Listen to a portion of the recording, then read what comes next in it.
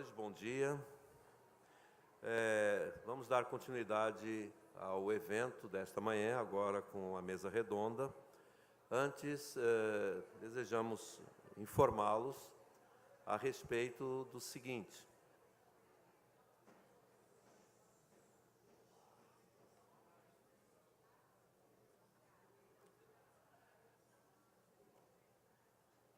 Desejamos informá-los que há um aplicativo, o aplicativo Mapa UFES, que foi desenvolvido pela equipe do Laboratório de Projetos em Design, ProDesign, com o objetivo de auxiliar os usuários na localização dos setores da universidade, bem como a distância entre o usuário e o local desejado.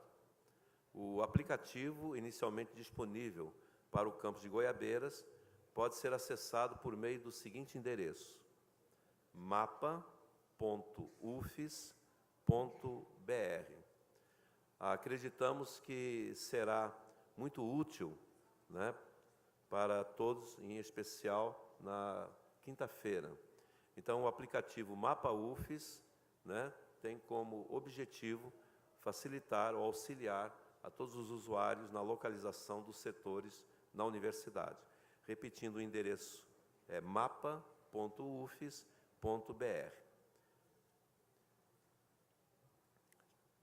Com o tema Produção de conhecimento dos grupos de pesquisa de políticas de educação especial, o que indicam, nós convidamos a coordenadora desta mesa, a professora doutora Aline de Menezes Bregonce, do campus de Alegre, para mediar esse trabalho.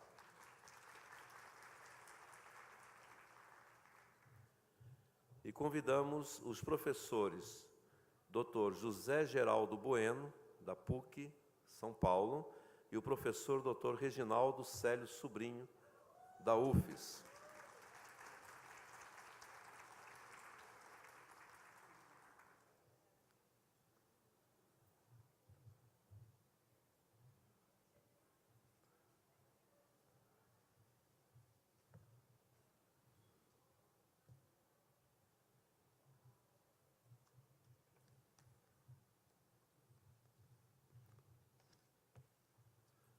A professora doutora Aline, ela terá agora a palavra e mediará ou coordenará os trabalhos desta mesa redonda. Bom dia a todos. É um prazer participar desse evento. Eu dou as boas-vindas ao professor José Geraldo Bueno e ao professor Reginaldo Célio Sobrinho. Bom, nós começaremos pelo professor, que é nosso professor visitante, o professor José Geraldo da Silveira Bueno. Ele concluiu o doutorado em Educação, História e Filosofia pela Pontifícia Universidade Católica de São Paulo, em 91. Atualmente é professor titular da Faculdade de Educação na Pontifícia Universidade Católica de São Paulo, com dedicação integral ao PEPG em Educação, História, Política e Sociedade. Professor, o senhor pode fazer a sua exposição mais ou menos em 30, 35 minutos, para que, ao final, a gente possa ter um momento de debate. Tá bom? Muito obrigada. Bom dia a todos e a todas. Eu queria, em primeiro lugar, dizer da satisfação que eu tenho de estar novamente na Universidade Federal do Espírito Santo. Eu tenho muitos amigos, que eu consegui fazer muitos amigos nessa trajetória de apenas 49 anos de universidade. O ano que vem eu completo o cinquentenário de ensino superior, provavelmente mais anos de idade do que a maioria, mais tempo do que a maioria tem de idade que está aqui nessa plateia. Venho de uma universidade privada que sempre teve como princípio uma interlocução sempre muito forte com a universidade pública, e nesse momento eu queria deixar aqui a minha solidariedade à universidade pública que está sendo desmontada, ou tentando se desmontar a universidade pública nesse país, é isso? E vou pegar um exemplo típico disso, é isso? Infelizmente, por incúria dos nossos dirigentes, o Museu Nacional foi destruído. que rapidamente, muito rapidamente, sem qualquer restrição, tentaram acusar os dirigentes da universidade, da UFRJ, como responsáveis pelo incêndio. É impressionante porque, há 3 anos atrás, o Museu da Língua Portuguesa em São Paulo foi queimado, foi destruído. No dia seguinte, se falava na sua recuperação. O Museu da Língua Portuguesa em São Paulo é administrado por uma organização não governamental, ele é privatizado em convênio com a Secretaria de Educação do Estado de São Paulo. Não houve uma linha em qualquer jornal que dissesse que a organização fosse responsável pelo incêndio. Não existe responsável, foi obra do destino, é isso? E o outro foi a responsabilidade, são dos dirigentes que dedicaram sua vida à universidade e que hoje são acusados de forma irresponsável por aqueles que são verdadeiramente os responsáveis pela tragédia. Eu queria deixar aqui a minha solidariedade e pedir à plateia, a todos aqueles que puderem, a minha universidade está sofrendo, neste momento, a partir da Cúria, uma nova agressão conservadora. O cardeal nos mandou uma mensagem de trabalho, porque o cardeal é o nosso grão-chanceler, eliminando a eleição para reitor, acabando com os departamentos, obrigando os professores a se aposentarem aos 75 anos, o que é ilegal, e nós estamos começando a fazer um processo de resistência a todas essas mudanças, e quem quiser é só entrar no site, tem lá um manifesto em prol da Pontifícia Universidade Católica de São Paulo, e eu gostaria de pedir o apoio de todos que puderem nos auxiliar na resistência de manter uma universidade privada. Bom, para não gastar muito tempo, eu fiz um trabalho. Quando eu fui convidado para fazer um trabalho, uma análise dos grupos de pesquisa do CNPq como expressão da produção científica no campo da educação especial, você pode colocar o primeiro slide? Eu fiquei pensando muito bem o que eu poderia fazer e eu resolvi fazer um balanço a partir do diretório. Fazer o balanço a partir do diretório, pode colocar? Acho que eu vou ter que levantar, porque senão eu vou ficar com torcicolo. Na minha idade, você não pode facilitar nada que seja da muscular, é isso? Vamos lá, o próximo. Então, até aí. Fazer um balanço estatístico dos diretórios, o seguinte, é uma situação muito difícil, porque o diretório ele é imenso e ele trabalha com palavra-chave. Então, você não tem como garantir que o que você levanta seja exaustivo. Por exemplo, como é que eu vou levantar quais são os grupos que se dedicam à educação especial? Se eu só colocar a educação especial, ele vai coletar somente aqueles que, em todos os elementos da ficha do diretório, tem educação especial. Se eu colocar deficiência, ele vai colocar uma quantidade enorme de trabalhos, de grupos que não são da área de educação especial. Então, não existe nenhuma forma de você garantir que você está fazendo um levantamento exaustivo sobre determinado tema. Não existe a possibilidade, por exemplo, dos próprios pesquisadores, os diretórios, colocarem algumas palavras-chave que fossem designado o campo temático que cada diretório faz. Então, é muito difícil. Você pode passar para o seguinte, é isso? Pode passar? Então, essas características, mais para frente. O que eu fiz? Eu fiz, vou só dizer, porque eu acho que isso é interessante para quem pretenda fazer um balanço. Eu fui no diretório, fiz o levantamento por busca exata, o próximo. O nome do grupo, a linha de pesquisa, a palavra-chave e as repercussões, que são elementos que fazem parte da ficha do diretório. Dentro desses, fiz uma primeira amostra. Pode levantar. Coloquei educação especial, entre aspas, e cheguei ao resultado de 318 títulos aleatórios. Aleatórios por quê? Porque tem trabalho, por exemplo, que fala educação especial de música. É uma área, parece como educação especial, mas é o ensino de música. O outro apareceu isso, ensino militar. É uma educação especial, não no sentido que a gente entende, mas, então, não houve possibilidade. Pode passar? Aí eu fiz educação especial ou educação inclusiva, encontrei 260 títulos, desses 270 títulos, pode colocar, fiz uma leitura flutuante dos 250 fichamento e consegui separar 155 títulos, que de alguma forma, tem educação especial e inclusão escolar dentro do âmbito político que nos interessa trabalhar. É isso? E, entre eles, 48 que especificam que têm um interesse em política. Isso não quer dizer que os outros não têm. Os outros não designam, está claro? Muitos programas, provavelmente, muitos diretórios, muitos grupos de pesquisa, provavelmente fazem pesquisa, mas eu selecionei só aqueles que explicitamente dizem, nós trabalhamos com política. Só para ter uma ideia, né? Isso é uma amostra. Eu não tenho nenhuma garantia, aliás, eu tenho absoluta convicção de que os 155 não são a totalidade dos grupos de pesquisa que existem no Brasil e que trabalham com a temática da educação especial. Uma amostra, mas que me pareceu representativa para entender um pouco qual é a tendência desses grupos. E eu fiz, pode passar, vamos fazer rapidamente, os descritores. A instituição a que pertence, instância administrativa, se é pública ou privada, que município estão sediados, qual a unidade da federação que estão sediados, que região geográfica, o ano de criação, a quantidade de pesquisadores que envolve cada grupo de pesquisa, a quantidade de estudantes que cada grupo de pesquisa envolve, se tem pesquisadores estrangeiros, se tem pesquisador estrangeiro, qual a nacionalidade desses estrangeiros, a situação junto ao CNPq, se ele está credenciado, se ele está em preenchimento, tem grupo que foi excluído, área de conhecimento e termo utilizado. Acho que é só aí. Não, e local de registro do tema. Onde está? Se está no título, se está na repercussão, porque você colocar no título educação especial tem um peso. Se colocar lá na repercussão, que entre algumas coisas se trabalha com educação especial, tem um outro peso. Está bem? E cada um desses eu tentei analisar a incidência disso a partir de 155, que é um trabalho que eu chamaria um pouco árido, mas que eu acho que traz uma série de informações importantes. Vamos lá.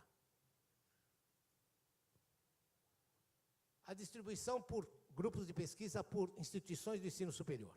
Eu separei em 3 grupos, não vou trabalhar com todos eles, mas mostrar, por exemplo, que tem algumas instituições de ensino superior que tem um número muito significativo, muito expressivo de grupos de pesquisa. A Federal de Santa Maria tem 11 grupos cadastrados como grupo de educação especial ou inclusiva, na perspectiva que a gente conhece, que é da educação especial como tema. A UFSCar tem 10, a Unesp tem 9, a Federal do Espírito Santo tem 7, a Federal do Pará 6, Mato Grosso do Sul 5 e USP 5. É impressionante porque isso daqui já congrega um conjunto de instituições que todos nós conhecemos. Mas vamos passar para frente, porque eu acho que é muito interessante. Aqui eu coloquei que são intermediários, entre 2 e 4 grupos de pesquisa por instituição. Não vou citar cada uma delas, mas vou mostrar que, ao lado de instituições muito reconhecidas, como, por exemplo, a UERJ, que na área de educação especial tem, né, um âmbito maior, tem instituições muito interessantes para se ver, não é isso? Né? Universidade Estadual do Piauí tem dois grupos de pesquisa, não tem um. Não é isso? Então, se olhar todos esses, depois eu posso deixar com vocês esses dados, os dois documentos que eu fiz para fazer esse dado, mas mostrar que há uma distribuição muito grande entre instituições que a gente já... Quem está há muito tempo na área conhece que a Federal de Uberlândia tem um trabalho faz muito tempo, a Estadual do Pará, com a professora Ivanil, tem há muito tempo, e tem outras que a gente nem fazia ideia, a Universidade Federal do Sul e Sudoeste do Pará. Eu nem sabia que existia muito essa universidade, para falar a verdade, não é isso? Conhecia muito pouco essa universidade. Aí verifico que já tem 2 grupos de pesquisa, o que parece essa disseminação muito interessante. Mais interessante ainda é quando a gente vai para aquelas que só tem um. Aqui são 20. Pode passar o próximo?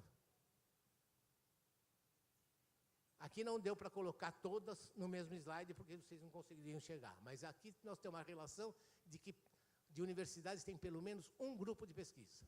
E também continua sendo assim. Tem um grupo de pesquisa da UFRN, que todo mundo conhece, e tem Universidade UVA, é a Universidade do Vale do Acaraí, em Ceará. Tá certo? Então, essa distribuição...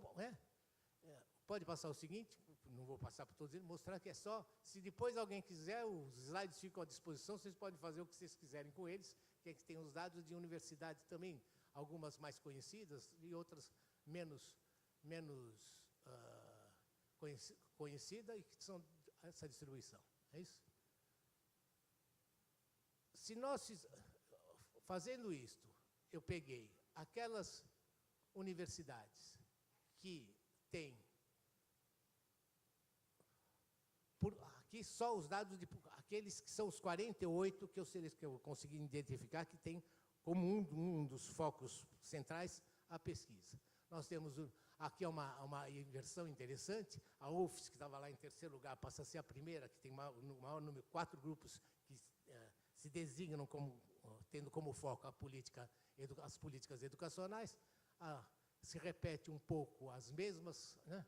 E assim por diante, aí vai abaixando, vai diminuindo, também mostrando uma diversidade de distribuição entre instituições reconhecidamente da área há muitos anos e novas instituições que vão surgindo e vão se dedicando ao tema. O próximo, se tiver muito rápido, vocês podem reclamar, porque eu fico preocupado com o horário. Né? Aqui é a distribuição de grupos de pesquisa por instituições, que tenham igual ou mais que 10, só tem 2. De 5 a 9 grupos de pesquisa, são 5. De 2 a 4 grupos de pesquisa, são 20. E um grupo de pesquisa são 49, porque foram 76 instituições que congregam 155 grupos de pesquisa, o que daria praticamente uma média de 2 para cada um. Né? Quer dizer, tá certo? E lá de políticas.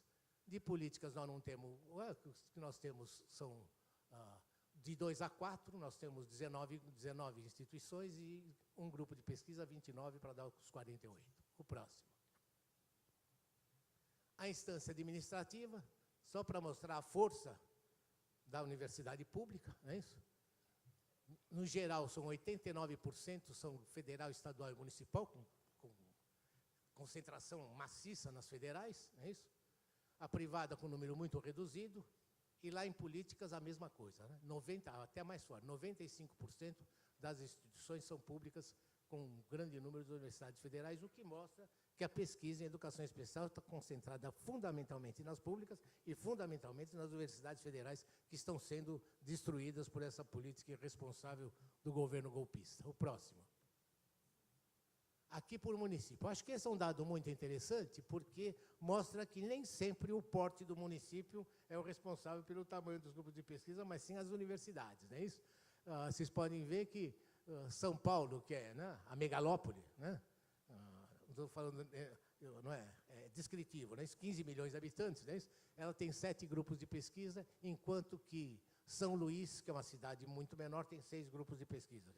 Está muito mais voltado para as instituições que fazem pesquisa do que para o porte das universidades. E vai indo em todas elas, né? Muitas delas, quando a gente fala assim, Marília, a gente sabe por quê, não é isso? Mas eu não sei por que Marabá tem 2 grupos. Sinceramente, eu não faço a menor ideia porque Marabá tem 2 grupos. Marília, a gente sabe, né?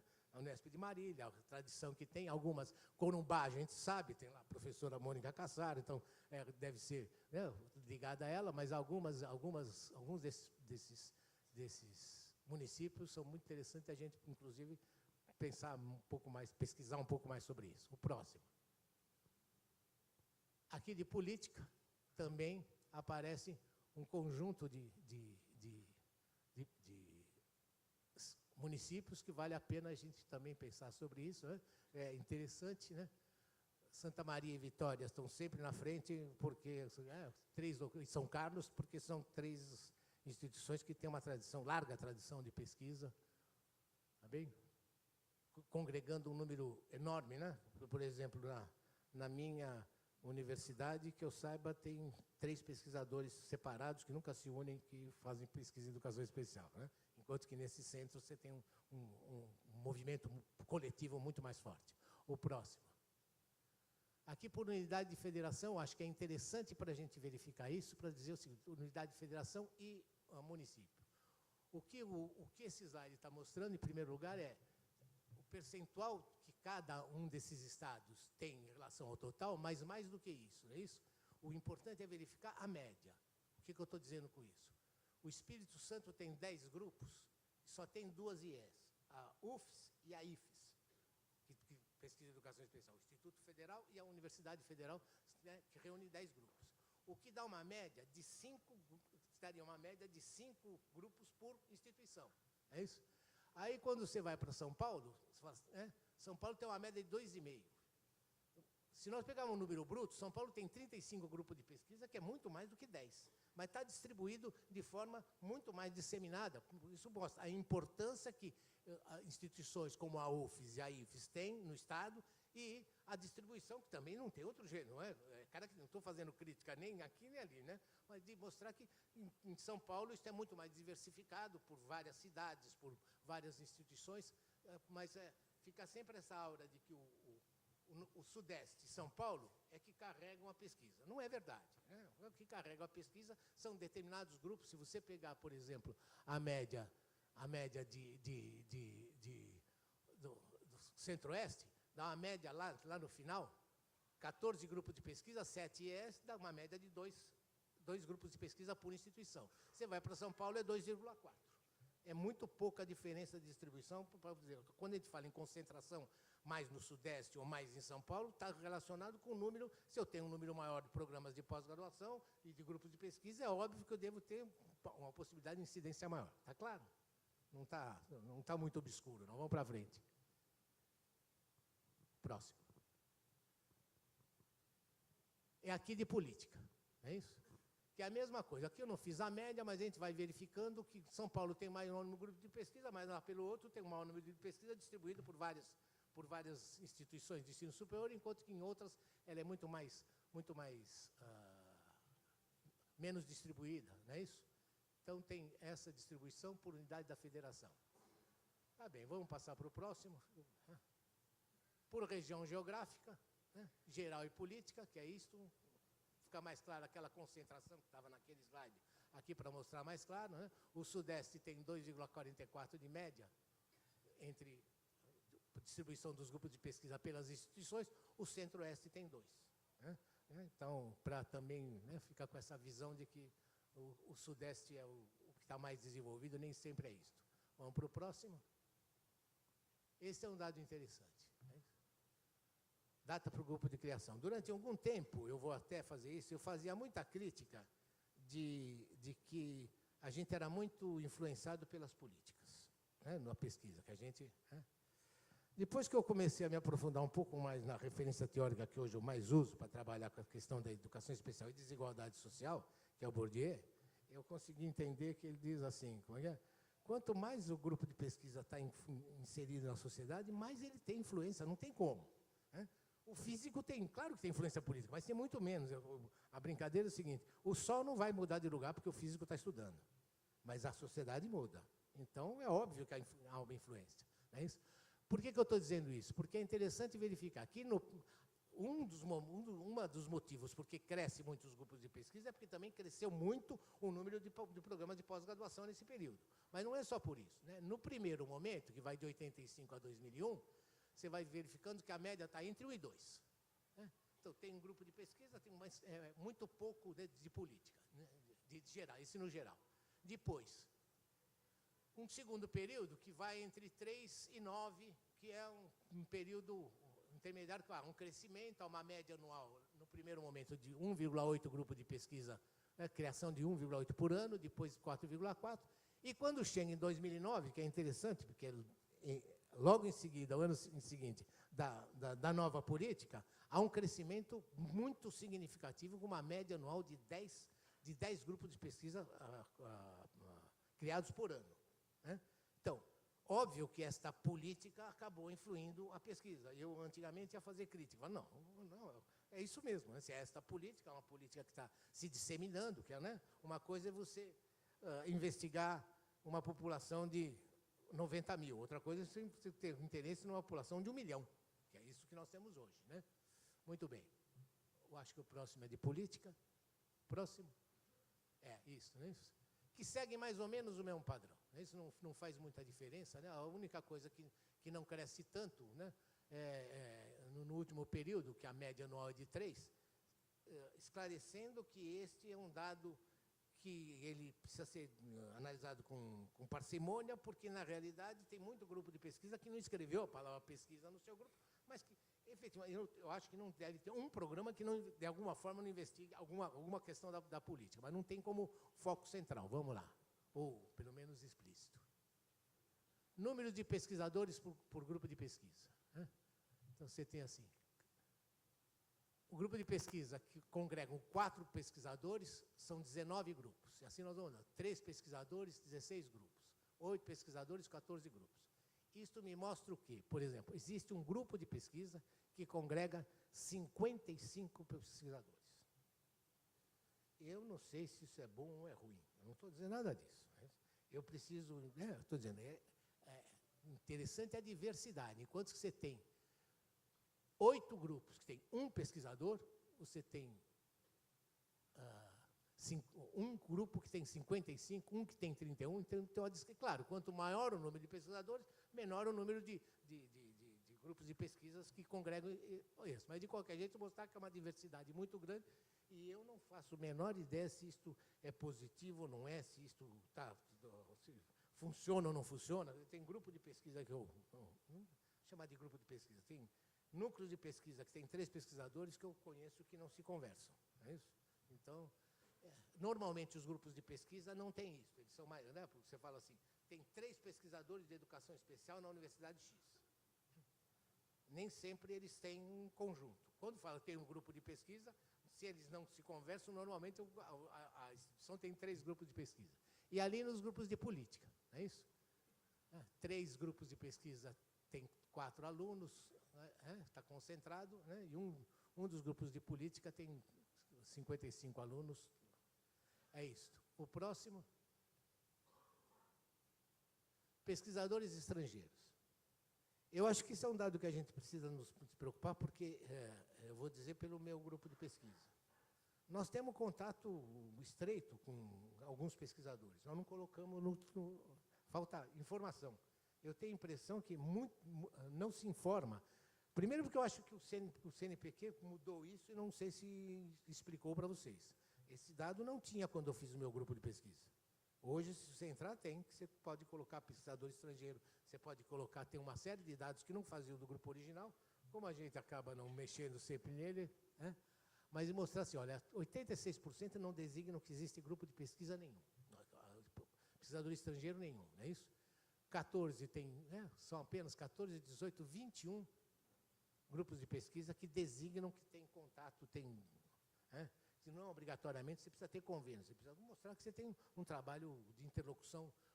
É isso, acho que é muito importante no momento atual em que a CAPES valoriza demais a internacionalização, não é isso? E de política é aquilo, né? A proporção é praticamente muito parecida, é a mesma, então, de mostrar que também em política são muito poucos interlocutores. O próximo. Esse é interessante, não é isso? Acho que isso é... Esses primeiros, até o esquinho preto de separação, são países em que se fala português e espanhol. E muitos poucos países, são apenas 4 países que não falam essa língua. Um grupo de pesquisa tem interlocução com os Estados Unidos, um com a Holanda, um com a Irlanda e um... Certamente o do professor Cláudio tem interlocução com a Itália. É isso? Está claro? O que eu estou dizendo com isso? Eu não sei se todos sabem, não é isso? Mas a CAPES hoje exige que, para um aluno fazer um doutorado sanduíche em Portugal, ele precisa prestar o TOEFL em inglês. O que, para mim, é um absurdo. Não é isso? Está claro? Eu queria saber se a CAPES podia... por que a CAPES não faz isso? Falou, olha, se você for fazer um doutorado na França, você precisa fazer TOEFL em inglês. A França corta relações sociais diplomáticas com o Brasil, né? Mas para Portugal pode, não é isso? O que eu acho um absurdo, né? Em compensação, nós temos que pensar que boa parcela do que eu vejo, não estou querendo pegar em ninguém, mas acho que é uma certa tendência, é de que se escolhe muito Portugal e Espanha pura e simplesmente pela língua. E eu acho que não pode ser só isso. É preciso ter alguma interlocução, uma relação. Eu vou para... Eu digo, sem falar mal dos nossos antepassados coloniais, não é isso? Eu não sei se Portugal tem toda esta condição intelectual de oferecer, não é na nossa área, são na área de humanas. Se Portugal tem programas ou pesquisadores de ponta de todas as áreas de humanas, porque o número de alunos que vão para Portugal fazer o doutorado de sanduíche é imenso que vão para Portugal. E eu acho que isso é problemático. Eu estou dizendo, não sei como mudar, mas também oferecemos um pouco milho para eles, né, para alimentar essa decisão absurda que é de você, para ir para um país de determinada língua, você precisa prestar exame em outra. Do meu ponto de vista, isso é pura e simplesmente para diminuir as possibilidades de alunos, quanto menos bolsa sanduíche, menos o governo gasta. Né? Vou dar só um exemplo, não sei se todos sabem, não é isso? Todos os programas de pós-graduação tinham 2